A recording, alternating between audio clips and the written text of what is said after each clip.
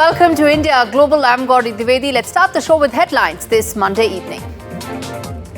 First up, Navy Chief slams Pakistan's 50-ship force, 8 new submarines being built by China for Pakistan.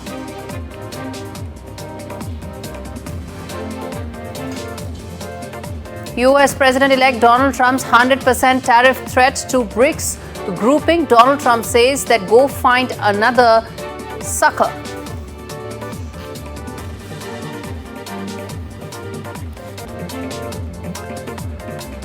Dozens, including children, killed in stampede. This stampede was following clashes that took place at the Kenya soccer match. Thousands rally after Georgia government scraps EU bid. At least 100 people have been detained during Georgia's pro-EU protests.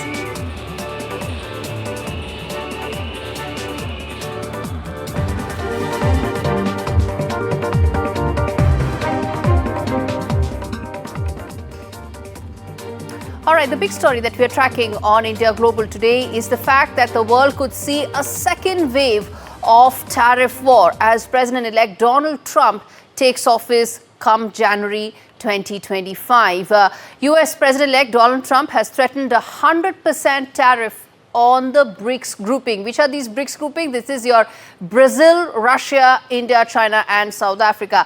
And this, of course, includes India if they undercut the US dollar or replace it with another currency for international transactions. Trump's remarks follow a BRICS meeting that took place in October that discussed boosting non-dollar transactions. The BRICS grouping comprises, as I said, of 5 core countries, but there are now additional countries that have also been added to it. Now, in a scathing online post, President-elect said that this morning he is not going to stand and watch the BRICS move away from the dollar. The President-elect said that the BRICS countries can go find another quote-unquote sucker. But the group won't be able to replace the dollar in international trade with another currency. The BRICS countries, which also now includes Egypt, Iran and UAE as well, discussed boosting non-dollar transactions and strengthening local currencies at a summit that was held in Kazan in Russia last month. A joint declaration for the strengthening of correspondent banking networks within BRICS and enabling settlements in local currencies in line with BRICS cross-border payment initiative was secured at the summit in October.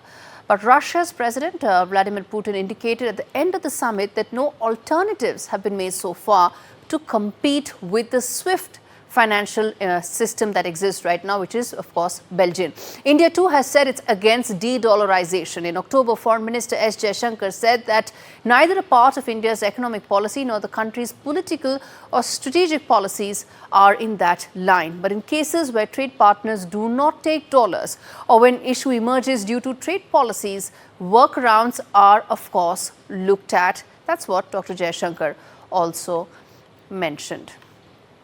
All right, let's get in Professor Santosh Mehrotra, who's a senior economist, joining me from Centre for Development, University of Bath in UK, to really talk more about what this means for BRICS countries, what's this threat all about, and more importantly, is this just posturing ahead of President-elect taking over, or is there more to it? Thank you so much, Professor Mehrotra, for taking out the time and speaking to me on India Global. Let me start by asking you that how do you read this in no uncertain terms? There's a very clear and a direct message that has come in from President-elect Donald Trump that he wants to re-establish the dominance of the US dollar. Well, he's posturing, there's just no question about it. The dominance of the dollar is not going away very soon. This is very clear, Gaurie. You see, he was making a noise about essentially China and Russia. You see, Russia has been the chair of BRICS this year. The summit took place in Kazan in Russia, and there have been lots of activities among the BRICS countries that have gone on in Russia for that reason, which is understandable. Now, the closest trading partners in this in the setup of BRICS is essentially Russia and China. So Russia and China, he's not going to be able to bring about a rupture between them. And his fulminations, and I call them fulminations as of now, and he does have a reputation for fulminating, are essentially about China in particular, because of China's No, of course, it is about China and Russia States. predominantly. But Professor Mehrotra, do you see him coming good on some of these threats? Because these are very strong not on us. That's the distinction, Gaurie, that I'm about to make. That is precisely the distinction that I'm about to make. His fulminations at a second rung are slightly against President Lula of Brazil. But South Africa and India don't figure in this. India is a major trading partner of the USA. And I don't think we are anywhere close to a BRICS currency. None whatsoever. There's no such inkling, even an inkling of such. There is a document which was discussed at the summit. A 40-page document was put out there. It has a certain amount of meat. There is no question about it, but it is a proposal. We are very far away from it. And of course, these are fulminations on the part of President-elect Trump.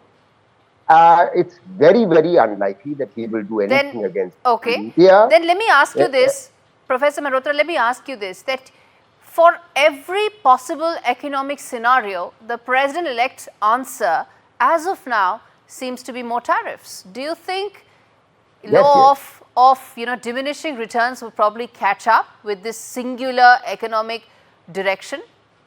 Inevitably, he was making these kinds of threats all the time. There will be a certain degree of protectionism. Protectionism is the catchword these days, and certainly the United States wants to bring some manufacturing back to the, and they're also sort of somewhat fulminating against Mexico, I have to tell you. Although Mexico is so far yet not a member, and it's a bit unlikely that they've even applied to the BRICS. So the bottom line is, it's not going to happen, not anytime soon. And in any case, as far as India is concerned, India has been trading with Russia in respect of oil for some years now, since the Ukraine war broke out. And India and Russia have, from 1950 to roughly 1990, in fact, 80 certainly, was trading in rupees with Russia. And a lot of that similar arrangement operates currently between Russia and China, which have obviously come closer together. So let's just be very clear. We are at the bottom of the pile in the 5-country grouping, which he is fulminating against, and the main attack is against China, Russia, and against Brazil. All right, Professor Mehrotra, thanks much for speaking to me on India Global with that perspective. All right, shifting, in fact, staying with the story and getting you a big voice, South Africa's Minister of Tourism spoke to me a short while back. Patricia Leon spoke about the prospect of tariffs, what it could possibly mean in Trump 2.0, and what can BRICS countries really do when it comes to the threat of Donald Trump, the fact that G20 is going to be all about Global South, and the fact that developing countries now need to come together when it is about big ticket challenges, including more tariffs under Trump 2.0. Listen in. I am in conversation with Ms. Patricia de Lille, who is the Minister of Tourism for Government of South Africa. We are talking at a time when there is enough and more happening when it comes to Global South and when it comes to BRICS as well. Thank you so much, ma'am, for taking out the time and speaking to NDTV. Great pleasure, thank you. India and South Africa are both very important members of the Global South, and Global South has some very important issues, climate being one of them, one of the most important, and the COP summit really proved that. In your assessment, how do you see the India-South Africa relationship ties, especially when it comes to climate, and can they become a leader when it comes to Global South, showing the way for some of the other countries around the world? No, we're certainly on the side of India when it comes to climate change. And of course, India is correct in saying that it is not the developing nations, the global south, that are responsible for climate change.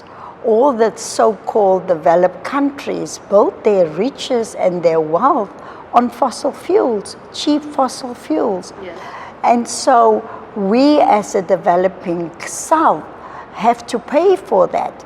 And it's not fair. It was not caused by the global south. And of course, the peanuts that is being offered by the developed world to mitigate the impact of climate change on the whole world, it's ludicrous, it's ridiculous. After having caused the problem, then say to the developing nations in the global south that you must go and fix it. So South Africa fully support the stance of India when it comes to climate change issues. South Africa now has the presidency of the G20. What are the key areas that South Africa wants to focus on in the G20? What about it, whether it is the focus on global south, whether it is the focus on technology for developing countries, what is it that is going to be the key focus for South Africa in its G20 presidentship? Just last week, Tuesday and Wednesday in South Africa, South Africa and India came together to look at a just transition from fossil fuels to renewable energies and look at solutions as to how we can mitigate it. So when it comes to climate change issues, there's a very good relationship. But with us assuming the G20 chairpersonship, we're also taking forward the legacies of Indonesia, of India and Brazil when they were leading the G20 nations. We will be continue to build on that. And you know, as we invite all the G20 nations to our country in 2025, we can't wait. You know, South Africans are very warm-hearted people. We can't wait to welcome all the G20 members to our shores. But we also encourage people to stay and continue to explore the beauty of South Africa. So it's a very exciting year awaiting us in South Africa. In terms of your view with regard to BRICS, another very important multilateral institution, a platform where many countries are now wanting to be a part of, how do you see it? Its potential, its outlook, given the challenges that the world is facing and the headwinds that exist right now? Let me start with the G20. It's under the leadership of India, of the G20 leadership, that they came with a resolution to accept the African Union as a full member of the G20. And we want to thank India for that. And the BRICS partners represent millions of people in the global south. And again, it's an important platform to make sure that we look at how we trade amongst ourselves first. And that trade is growing. If you can see that India is our biggest partner in Asia, trading with South Africa and many other countries in Africa. We must, as the global south, as the G20, as BRICS, economic growth must be key on our agenda, inclusive economic growth, so that we deal with all the challenges that we face, like poverty, inequality. I must ask you about the BRICS currency, its outlook amidst the commentary that's come in from President-elect Donald Trump, who's very categorically said that he's not going to allow anybody or any possibility of an alternate currency arrangement that may challenge or threaten the dominance of the US dollar. How do you see the prospects of the economic arrangement that the BRICS countries have really been talking about and have progressed much on, as well as on the BRICS currency? Well, there's already an existing agreement that the BRICS currency, amongst ourselves as the BRICS nations, we will trade in our own currency. It is definitely give us value for money, and that has been happening. the debate about whether the BRICS countries want to shift to the dollarization of that, it's not on the agenda. What is on the agenda is that we want to trade as BRICS countries in our own currencies amongst ourselves, and nobody can stop us because it's to the benefit of the nations of the global south. All right, shifting focus now to Bangladesh, where Dhaka continues to remain on the edge. At least 3 Hindu priests from ISKCON have been in fact reportedly arrested. On your screens, we'll keep playing some of those latest visuals that are coming in as far as what's happening in Bangladesh. As I said, the civil unrest is what is really unfolding as far as Bangladesh is concerned. Bengal Chief Minister Mamata Banerjee has now called for a UN peacekeeping force to be deployed in Bangladesh. She has also demanded Prime Minister's personal intervention to secure the safety of religious minorities in the violence-hit country. Addressing the Bengal Assembly, CM Banerjee said she had spoken to the chief of ISKCON's Kolkata unit and extended her sympathies and support. She stressed if Indians are attacked in Bangladesh, then we cannot tolerate it. We can in fact bring back our people. Government of India can take this matter up with the UN so a peacekeeping force can be sent. That's what Mamata Banerjee has said. She said that she's of course now seeking, she's not interfering in the internal matters of another country, but this requires intervention. The ISKCON row kicked off with the arrest of Chinmay Krishnadasa Brahmachari last week, a former member. He was arrested from Dhaka's Hazrat Shahabal International Airport, denied bail and sent to jail on charges of sedition. His arrest, the interim Bangladesh government headed by Nobel Peace Prize Nobel laureate Muhammad Yunus, has been misconstrued, is what Dhaka has been saying all along. All right, shifting focus now from one neighboring country to another, from Bangladesh to Pakistan, where, Pakistan also remains on the edge. A report by Pakistan Institute for Conflict and Security Studies has released on Sunday, indicates just that November has turned out to be the deadliest month for Islamabad's security forces. 68 personnel from security have been killed so far in the month of November alone. The report also claims at least 245 additional people have so far been killed in a series of terrorist attacks and clashes that took place across the country. The month has ranked as the second deadliest month of the year, following August, which saw 254 deaths, including 92 civilians and 108 terrorist, 54 security personnel. In terms of security personnel casualties, November was the deadliest month of 2024, surpassing October, which saw 62 security force deaths. Khyber Pakhtunkhwa has been the hardest hit region, with 50 terrorist activities and attacks leading to 71 deaths, 85 injuries. The Khurram district witnessed one of the worst tribal clashes in recent times, with 120 people killed so far. That's what Dawn is saying. And in fact, according to the report, Balochistan reported 20 terror attacks resulting in 60 deaths, including 26 security personnel, 25 civilians and 9 terrorists. The data also revealed that terrorist-related fatalities in 2024 have surpassed 1,000, reaching 1,082 in the first 11 months, with over 600, in fact, I beg your pardon, 800 terror activities being reported so far this year, compared to 645 last year, pretty much explaining and reflecting the kind of security situation that's unfolding in Pakistan. All right, we slip into a very short break. We come back on the other side and talk more about international students. What happens to them during Trump 2.0? There are enough and more threats now. What is the ground reality? We come back and decode for you. Stay with us.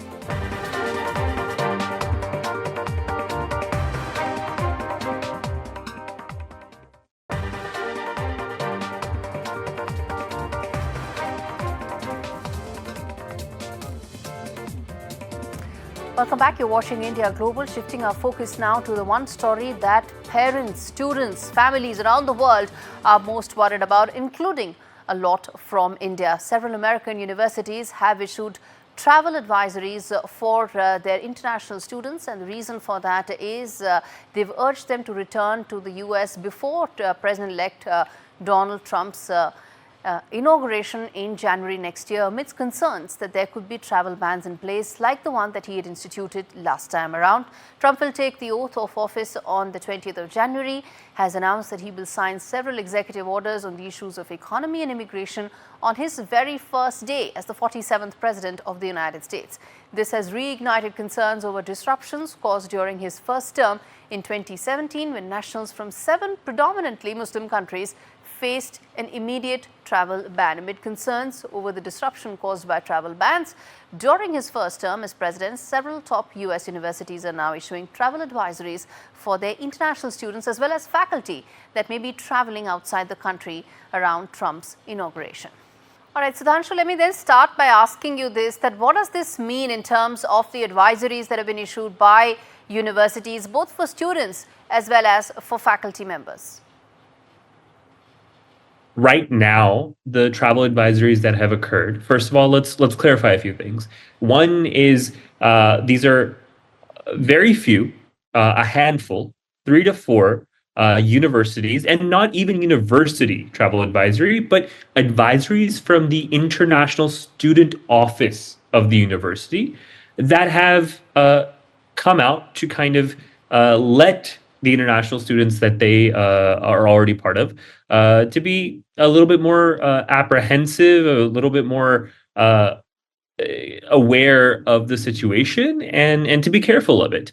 What does the travel advisory say is to come back before the inauguration of Donald Trump because of the rhetoric against immigration. Now, I think you need to break that down further. First of all, I think it's a little bit of fear-mongering. The reason I say that, knowing that there has been a somewhat student ban in place in the previous administration, completely acknowledging that, but I think it's fear-mongering because right now, the situation is completely different from when the student ban came in.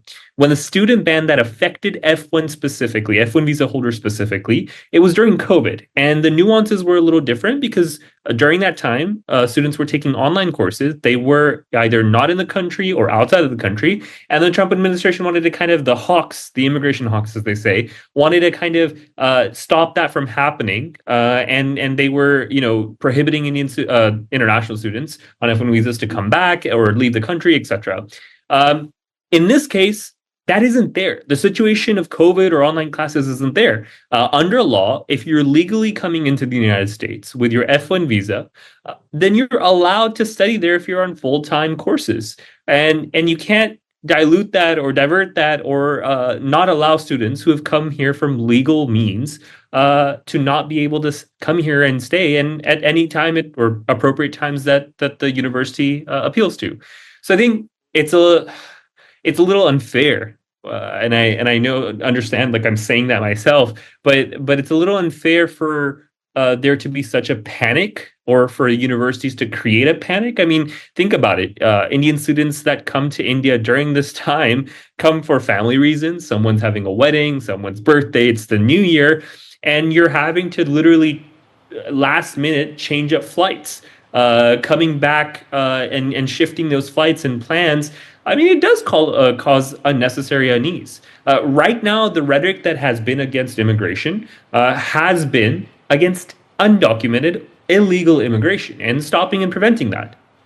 All right, Sudhanshu, thanks much for giving that perspective that it could just be fear-mongering as far as those advisories are concerned.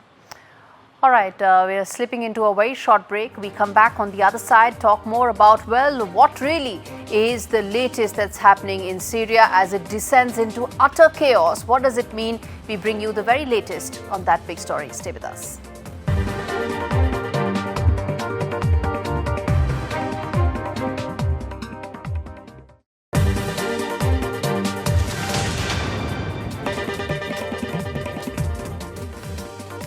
India Global. I'm Gaurie Dwivedi. We now turn our attention to probably one of the biggest stories that's happening around the world, which is the latest unfolding in West Asia, the crisis and the chaos that Syria has now been thrown into. Amidst the Israel-Hezbollah ceasefire, West Asia's theatre of war has now completely shifted to Syria, and you are seeing that on your screens, the map really tells you where exactly the epicenter is of what's unfolding right now in Syria. As the rebels continue gaining ground after taking the country's second biggest city of Aleppo, the Assad regime is striking back with Russia's help.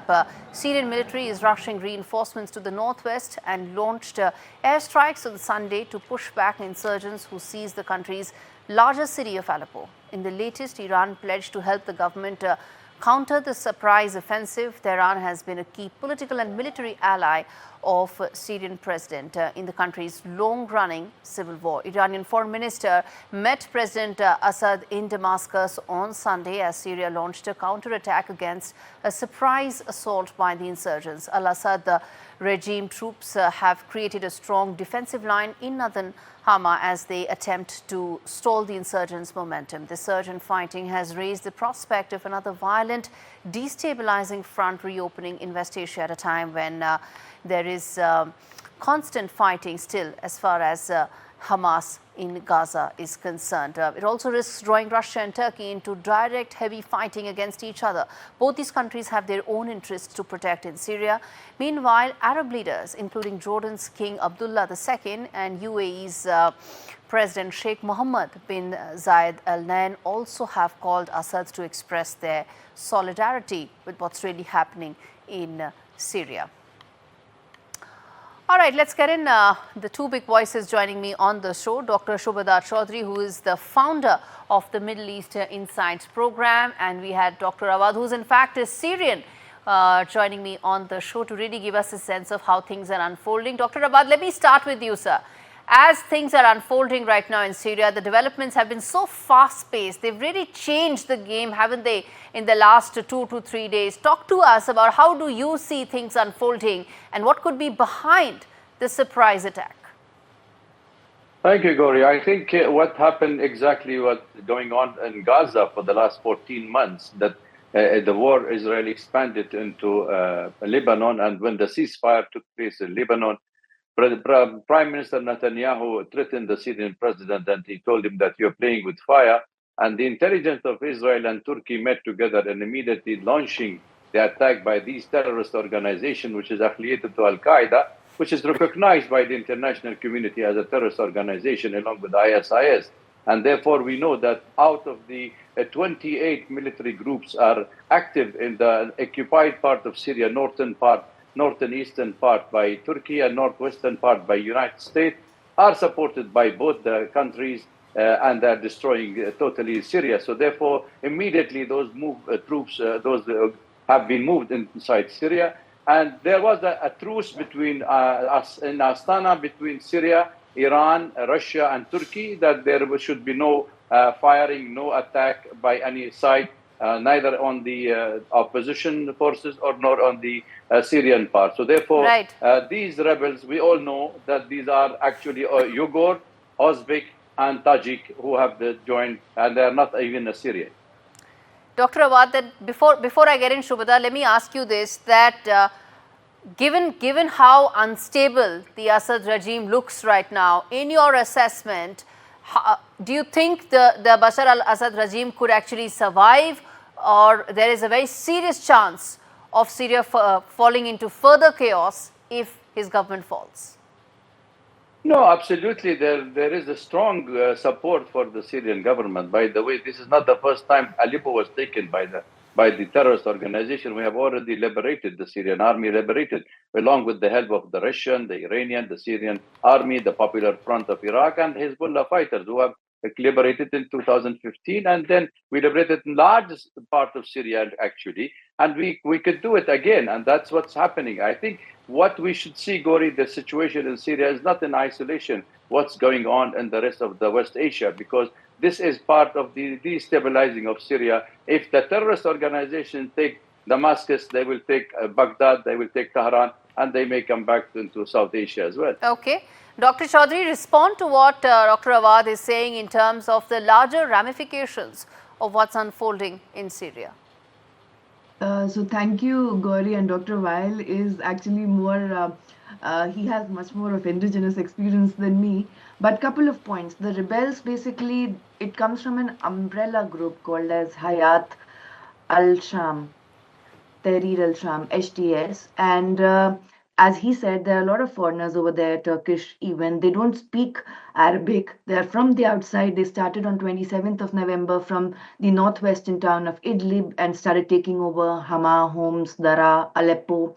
Aleppo was taken over by 29th of November. At the same time, all of this is not happening in isolation because the Lebanon-Israel ceasefire, in spite of being functional, has not been legitimately followed by both sides. There are still skirmishes going on. Now that Iran, Hezbollah were weakened, supposedly, then Syria, which was seen as the state through which weapons were taken over to Lebanon, Israel was very cautious about it. And this kind of an revolution or counter revolution, something was supposed to happen. Now, HTS, it broke away from ISIS in 2014. And it is Okay, like for a our viewers, I just want to reincarnation keep of it simple. Jabhat HTS al-Nusra. is the primary outfit that is now leading Umbrella the group. anti government attack, so to say, on the Assad regime right now. Yes, Dr. Yes. Chaudhary, you were talking about the timing of this. How do you Yeah. relate the timing of the fact that it happened just after the ceasefire between Israel and Hezbollah? Because the supposed rhetoric is that Iran, Hezbollah, Russia, which is a little, difficult in its own position right now. Russia tried very hard with Syria and Turkey to mend their ties. All of them were weakening. And that is one of the reasons why this was the right time for the HTS to emerge. Now, at the Okay. same time, HTS is not the only faction. There are so many other umbrella groups. Okay. Now, if they start resurging again, HTS will have problem. Okay, let's take that one final 30-second response from Dr. Awad. How do you see this going forward? As Dr. Chaudhary said, that it's not going to be as easy, even for the primary umbrella outfit, HTS, that's fronting this. I think, let me say it, Hayat Tahrir al-Sham, because this is a terrorist organization. It was formed in 2017 on its own, and the Golani is a part of Al-Qaeda. Even the United States knows they have supported them. They supported all these groups, Tahrir al-Sham, Ahrar al-Sham, and Jabhat Watani al-Tahrir. All these groups, actually 21 out of these groups supported by the United States and Israel. So I think what we are looking here as using terrorism as a tool to achieve political objectives. All right. Thank you so much, both of you, for taking out the time and really decoding a story that I'm going to keep coming back to in coming days. All right. Shifting focus now away from Syria on to America. Well, there's been a massive flip-flop that has taken place in America under President Biden. From his earlier stance, he has completely changed his view when it comes to his son, Hunter Biden. In fact, he has now been given the presidential pardon. The move effectively reverses Biden's past promises not to use the extraordinary powers of the presidency for the benefit of his family members. The unprecedented Sunday pardon has been granted for a range of federal felony gun and tax convictions. Hunter Biden was convicted in June in Delaware federal court of 3 felonies for purchasing a gun in 2018. And as per prosecutors, he lied on a federal form by claiming he was not illegally using or addicted to drugs. Hunter was set to stand trial in September in California case accusing him of failing to pay at least $1.4 million in taxes. But he agreed to plead guilty to misdemeanor and felony charges in a surprise move hours after jury selection was set to begin with. Hunter was pleading guilty in that case to spare his family more pain and embarrassment. That's what he said. And this after the gun trial aired some salacious details about his struggles with a crack cocaine addiction. The tax charges against Biden Jr. carry up to 17 years behind bars, and the gun charges are punishable by up to 25 years in prison. That's what the presidential pardon has actually taken and freed Biden Jr. from. Now, what's more bizarre, the sweeping pardon covers not just those offenses, it also covers any other offenses, quote unquote, against the United States, which he has committed or may have committed or taken part in during the period from 1st of January 2014 till 1st of December 2024. So all past demeanor and acts of Hunter Biden has been pardoned by the president, sitting president, and his father. Let's get in Nicholas from UK. He's a journalist and a former BBC editor, to really talk more about the ramifications of this. Appreciate you joining us and taking out the time. So my question to you really is that, this is hypocrisy probably in its shining hour, where the president was on record time and again saying that he's not going to interfere and let the Department of Justice continue with its proceedings and let the law take its course. But here he is, weeks before demitting office, using his extraordinary powers as the president. Well, I think my reaction would be one of enormous surprise, and I'll explain why. I don't have an axe to grind in US politics, but I did study law very many years ago, and I know how important in our country, in Britain, and indeed in many other countries, is the rule of law. And what seems to be going on here is a relaxation of the rule of law for personal reasons. I'm widening this a bit. It's not just about Hunter Biden. It's about the expectation that President-elect Trump will also pardon himself retrospectively for things he's been already convicted for. Now, I don't know if that will be the case, but that is the wide expectation. And if our Constitution means anything, it means you uphold the rule of law. And in other words, you let the legal process take place regardless of who's in power. Governments do not have a right to interfere with the legal process. That's a very, very solid principle in Britain. And I'm just surprised that it isn't any longer in the United States. And I think the present generation might have forgotten the famous incident that brought down former President Nixon, captured very neatly in that 2008 film Frost Nixon. Nixon, as president, claiming that a president could not break the law. And that claim effectively brought him down. So what's happened to the rule of law in the United States? That's my feeling. That's a great example that you've given, and really highlights that, sitting at a distance from what's happening in American democracy, one really sees how the ideals that are enshrined in the American Constitution, which they hold so dear to, are not being followed. Then let me ask you this, that as President Biden really demits office in a couple of weeks, this could really be his legacy, isn't it? That he spent the 4 years, a large part of his administration and his presidency, talking about the fact that he will let the law take its own course, and weeks before demitting office, he just went back on all of that. That may effectively be his legacy. Well, I suspect not. I suspect his legacy will be rather greater than that. In other words, it'll be concerned with more important things. Perhaps we should wait to judge his legacy until he has demitted office, as you say. But I think this will blow over, to be honest. But I think you will next be looking at this subject when President-elect Trump takes office and perhaps wants to follow the Biden example. And when people criticize him for giving himself immunity from prosecution retrospectively, then he will say, but Biden did it, why can't I do it? Now, admittedly, in Biden's case, it's not about himself. It's about his son.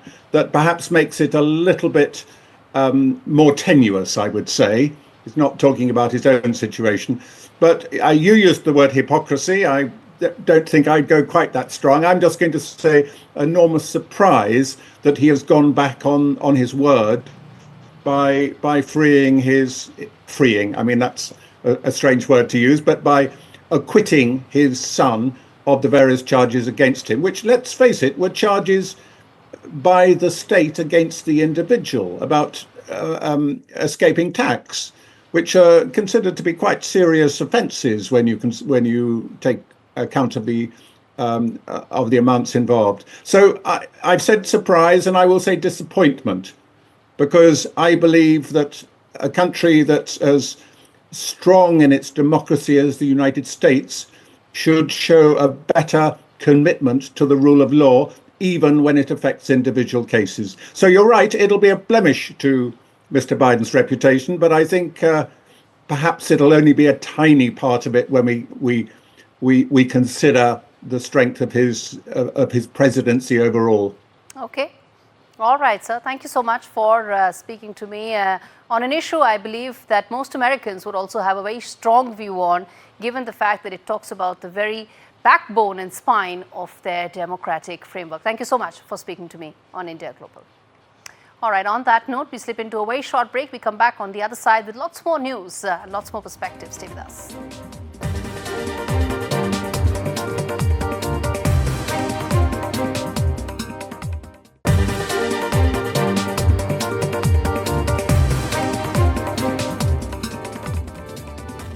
Welcome back. This is India Global. Let's get you some other important stories coming in today.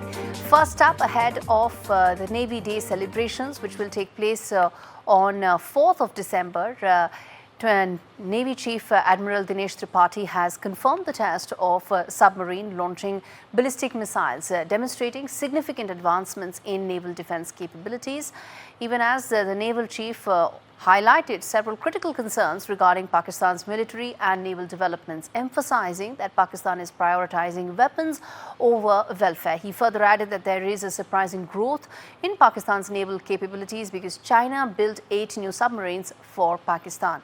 The naval chief stressed the importance of closely monitoring the Chinese Navy's presence in the Indian Ocean region, especially their surveillance ships, and said that India is fully aware of the activities of each Chinese vessel. The Navy has kept a close watch over extra-regional forces present in the region, including PLA units, be it warships or research vessels. And in fact, my colleague Vishnu Som gets you all the very latest in terms of what this commentary means and what are the larger plans as far as Navy is concerned. Listen in. In one of the most newsy press conferences being addressed by a Navy chief ahead of India's Navy Day, the Chief of Navy Staff announced that India had launched a submarine-launched ballistic missile a couple of days back. This is the first official confirmation from the government. The missile itself was successfully launched, but when I asked him about the overall success of the mission, he seemed to indicate that it would take a few more days to figure out more about the trajectory of the missile. So whether it was 100% success or not, we do not know. The test of a submarine-launched ballistic missile is essentially what India's nuclear submarine program, a large part of it, is all about. Because if this missile test was successful, with the missile, the K4, reaching targets 3,500 kilometers away, then India's nuclear triad would be complete. We've got airborne nuclear weapons, we've got land-based nuclear missiles, and this would be the naval leg of the nuclear triad. He also spoke glowingly about the success of a hypersonic weapon, an anti-ship ballistic missile, which was also tested quite recently. He said that if I could, I'd want to have that missile in our arsenal tomorrow. This would be a huge force multiplier for the Indian Navy, being able to target specific warships operating in the Indian Ocean region. He did speak about Pakistan as well, the fact that Pakistan is acquiring 8 Chinese-built submarines. He did state that Pakistan seems to be prioritizing its weapons development or weapons acquisition program ahead of the welfare of the people, pointing to the huge expenses involved in acquiring what Pakistan hopes will be a 50-ship navy. As far as China is concerned, the Navy chief did say that India is monitoring the research vessels and other vessels deployed by the Chinese Navy in the waters of the Indian Navy, of the Indian Ocean. He did say that the last time that the Indian Navy tracked a Chinese submarine in the Indian Ocean region was when one sailed into Karachi harbour. He said he's confident that if there were any further Chinese submarines operating in the Indian Ocean region, the Indian Navy would be able to track them as well. With camera person AJ Joseph, Vishnu Shom for NDTV. All right, troubles mount for Israeli Prime Minister Benjamin Netanyahu. Head of Israel's internal security agency, Shin Bet, has written a very strongly worded letter defending its investigation of the scandal regarding the theft and leaking of classified IDF intelligence reports. He has accused critics of peddling conspiracies and seeking to weaken the agency at a time when it's facing war. Barr's letter responds to a series of bitter allegations, many of which were made publicly a few days ago by the Prime Minister regarding the handling of this case. But it doesn't mention Netanyahu by name. Now, how does this unfold? What does it mean for Israel at a time when it is facing a multi-front war? Let's get in my colleague Mohammad Ghazali to fill us in with the very latest on this. Go ahead, Ghazali, tell us, connect the dots for us. So the Shin Bet chief, Mr. Ronan Bar, Shin Bet is an organization which is responsible for the internal security of the Israel, and they have been investigating not just the leaks, but failure for the October 7 attack and many other investigations related to the October 7 event, and after that why this was not noticed by the agencies, how come the leaks, and basically in the last 2 months there have been multiple leaks about the hostage negotiation deal happening with Hamas in Gaza, or the ceasefire deal happening with Hezbollah in Lebanon. These documents are repeatedly getting leaked, on which the Shin Bet was holding an inquiry, and later they indicted or sort of arrested 2 aides of Benjamin Netanyahu. There is another accused who is not in Israel right now, so he has been asked, or he has been issued a summon as well. But Benjamin Netanyahu had criticized the Shin Bet's investigation, saying that the way these accused have been arrested and meant to be in handcuff seems like they are terrorists, or they are worse than terrorists. And Shin Bet chief today wrote a letter sort of criticizing Mr. Netanyahu for weakening the institution, saying that all these comments amounts to incitement against the institution. And he also said that at a time of war, this is how the government is responding to the investigating agency. Though Mr. Bar didn't name Mr. Netanyahu, but all his responses in the letter was hinted at Mr. Netanyahu and also towards the religious Israeli leaders or Jewish leaders who have accused the Shin Bet investigating agency of castigating the accused, of people who have been accused of spying from the Prime Minister's office. All right, Mohammad Ghazali, appreciate you taking out the time and connecting the dots for us. Shifting focus now to the latest as far as Georgia is concerned, where massive protests have erupted following the government's decision to suspend its bid to join the European Union. Authorities responded with force, using tear gas and water cannons, leaving more than 40 people injured over the weekend. The crackdown has drawn strong condemnation from the United States. The arrest has created a political crisis for Georgia's ruling party, which is facing criticism for moving away from the EU integration and leaning closer towards Moscow. In response, the Prime Minister accused the opposition of attempting to overthrow his government, while the pro-EU president has called for new elections. All right, with that is a wrap on this edition of India Global. Thanks so much for watching.